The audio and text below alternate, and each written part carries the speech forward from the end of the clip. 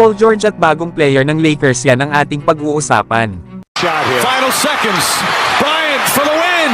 Bang! Tatay ni Paul George inamin na inakala nila na mapupunta ang kanyang anak sa Los Angeles Lakers ngayong off-season. Ito nga ang inamin ng tatay ni Paul George sa podcast ng kanyang anak.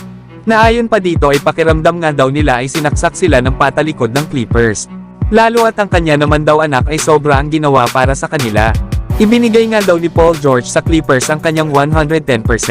Pero sa hinihingi daw ni Paul George ay hindi naman daw ganun kalaki. Kaya naman ay tinitingnan daw sana nila Paul George at ang kanyang ama na pumunta ng Los Angeles Lakers bago ito mag-sign sa Philadelphia 76ers. Pero ito daw Lakers ay masyado daw gumastos ng malaking pera. Kaya wala silang kakayahan na mapag-sign ang kanyang anak.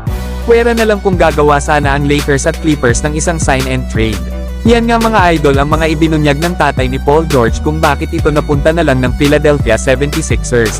Sayang talaga at may pagkakataon na sana itong Lakers na makuha itong si Paul George. Nasimula pa nga lang noong nasa Indiana Pacers ito ay kinukuha na ito ng Lakers. Pero ngayon kasi ay walang kakayahan ng Lakers na mapag-sign si Paul George. Hindi na kasi kaya ng salary cap ng Lakers at wala na silang flexibility na makuha itong si Paul George. Pwera na nga lang kung papayag ang Los Angeles Clippers sa isang sign and trade. Pero malabo ngang gawin yan ng Clippers dahil panigurado na lalakas ang Lakers at kaparehas pa silang nasa West. Kaya naman dito sa Philadelphia 76ers ay pumayag na si Paul George sa $212 million sa loob ng 4 na taon.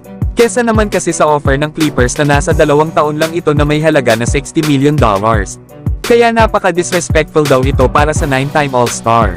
Kaya naman ay humingi si Paul George ng katulad sa ibinigay ng Los Angeles Clippers na halaga sa contract extension ni Kawhi Leonard.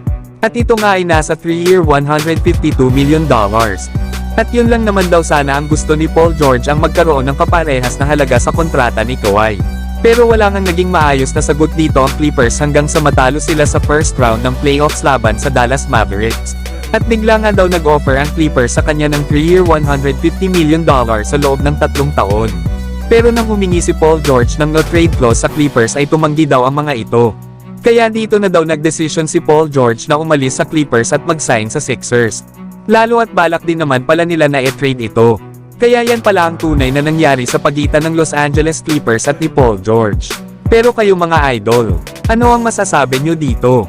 Samantalang Lakers pinag-sign naman ng isa pang free agent guard na si Jordan Goodwin. Nag-sign nga ito sa Lakers para sa 10-day exhibit para sa kanilang training camp. Si Goodwin nga ay may edad na 25 years old at isa nga itong point guard. Naglaro na nga ito sa NBA sa mga koponan ng Washington Wizards, Phoenix Suns at last season naman ay sa Memphis Grizzlies. Na dito ay nag-average ito ng 6 points, 4 rebounds at 2 assists per game. Ang maganda dito kay Jordan Goodwin ay aggressive ito na umatake sa basket. Kaya tingnan natin mga idol kung magiging impressive ba ang performance nito sa Los Angeles Lakers.